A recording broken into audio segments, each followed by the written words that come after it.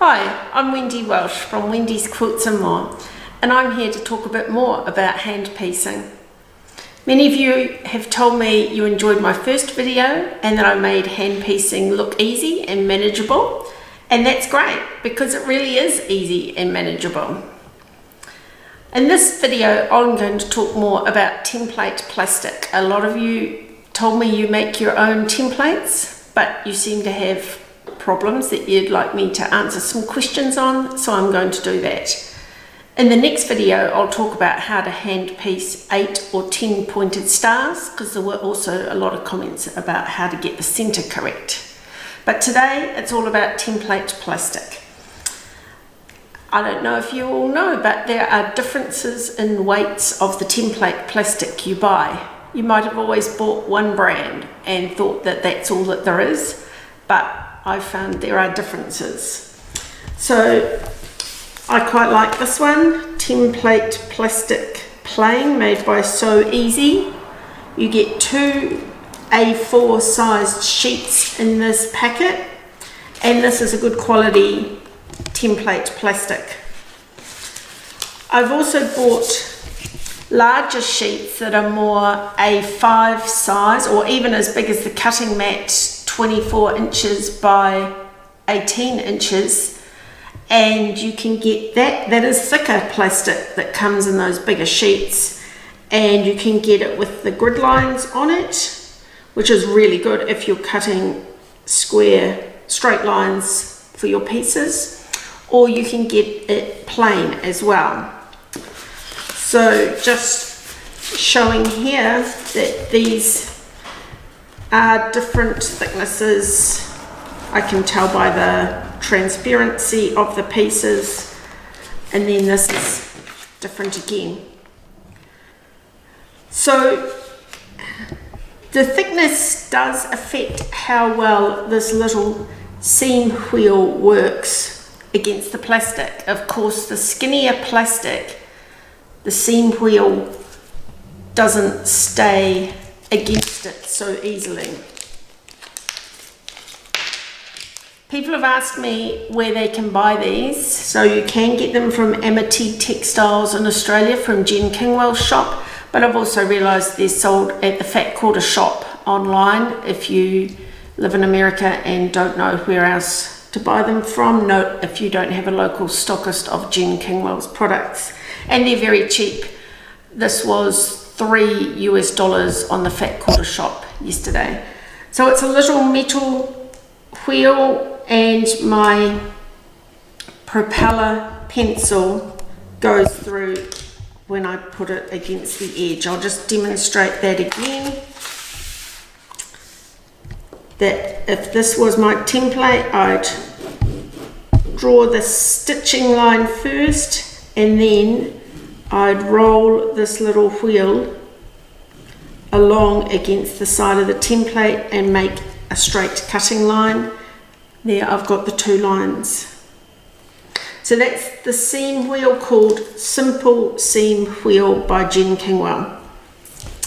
But getting back to the templates, once you've bought some template plastic, you need to get your design onto it. So again, using one of Jen Kingwell's patterns, you just put the plastic over. It's very easy to see through. So for a corner like this top corner, well, first on a block like this, Jen has pointed out you only need to make 3 pieces. You don't need to cut all of these because you're just going to use this one and then reversed, this one the same there and reversed there, and then these 2 the same and reversed. So you only need 3 pieces to do this block. But I would put my plastic right into the corner here to save drawing that line. I'd know those 2 are perfectly straight because I'm on the very corner of my new piece of plastic. As for this line, I could draw it freehand. This is a micron pen 01 thickness. It's the absolute thinnest compared to an 05 micron This is the 1 and this is the 5. So the 5's quite a lot thicker. I would probably try and use the 01. What we use a lot in New Zealand are Sharpies for permanent markers. This is way too thick for this exercise, because if you drew that line that thick, where are you going to cut it with your scissors? That side, up the middle, too difficult. I would even use my ruler to get a straight line. So knowing that my plastic's straight, I could rule down there with my 01 micron pen and have a beautifully sharp straight line. I won't do it at the moment because I've already got these templates. So that's the pens. So you really want to be cutting on that line because you want your pieces to fit together perfectly, that length is the same as that length. And I'll just turn that over to show you. There, my pieces do fit perfectly together, and that should help the stitched pieces to fit perfectly together when your edges are the same.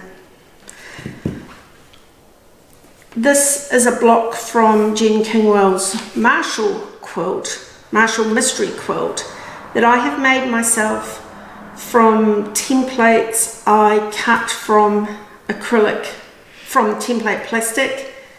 The pieces, I tried to get them perfect, but they possibly weren't because they're homemade. But I just want to say that all the best quilting teachers would say it doesn't matter if there's a tiny bit of human error in your templates and in your block. This will sit flat when I applique the center on. I'm not going to worry too much that there's possibly a little bit extra fabric in here. As they say, done is better than perfect, and I'm quite happy with how that's turned out, making my own templates. So that's more about template plastic. Just perhaps if you're having troubles, investigate the different thicknesses. Oh, I forgot to say, the scissors. People ask how I cut it out. I use these quite cheap scissors that were about $20 at Spotlight in New Zealand, which is quite cheap for scissors, and I keep these for cutting plastic and paper. They're quite strong, sharp, and they do the job for me.